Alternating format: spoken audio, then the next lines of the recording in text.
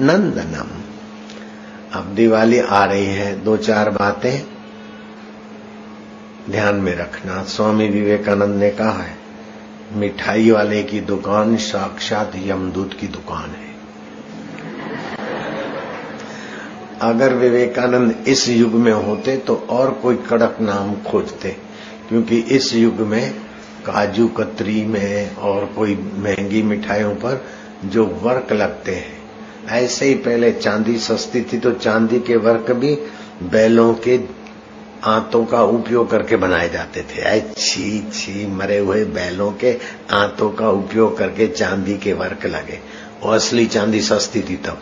अब तो असली चांदी तो महंगी हो गई, तो नकली अब क्या क्या चीजें डालते हैं वही जाने। वो नकली चांदी और बैलों के आंतों का उपयोग ऐसी मिठाई दिवालियों में खाने से जरा बच के। दूसरी बात, मावे की मिठाई। आजकल मावा कैसे बनता है आप देखो तो आप मावे की मिठाई मुफ्त में भी नहीं लोगे।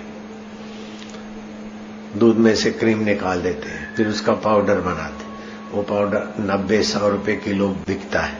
वो पाउडर में 2.5-3 किलो पानी डाल के उसको गाढ़ा बना के फिर मावा बनाते, तो 1.5 किलो मावा बन जाता है। अभी 36,000 किलो नकली मावा पकड़ा गया बीकानेर में।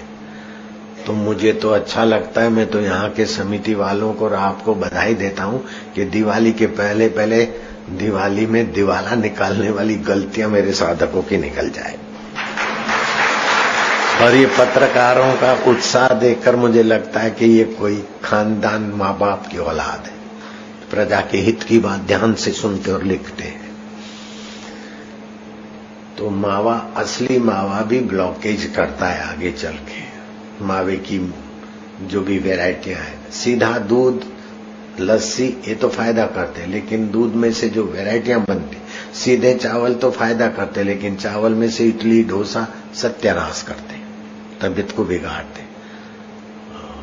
ऐसे सीधा मैदा ये वो ठीक है, लेकिन बेकरी में जाकर हाथा लगता है तो फिर बिस्किट डबल रोटी ये वो पेट के लिए मुसीबत बनती।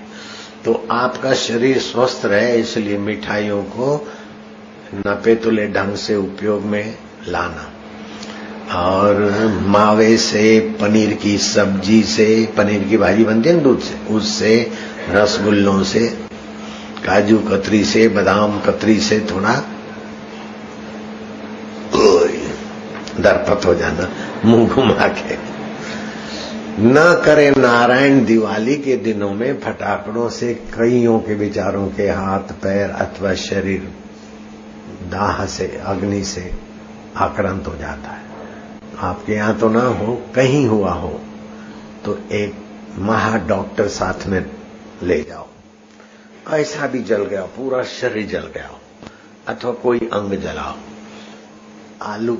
आलू की सब्जी तो जानते ही हो, वही कच्चे आलू चिप्स करके जले हुए अंग पर बिछा दो, 1-2 घंटे में आराम, कोई दवाई की जरूरत नहीं। अथवा तो आलू के टुकड़े करके पानी डाले बिना मिक्सी में उसका रस निकालो, और वो रस एक बार रस लगा दो उसको, जले हुआ अंग बिल्कुल 1-2 घंटे में सदा जैसा हो जाएगा। ये बढ़िया बात है ना।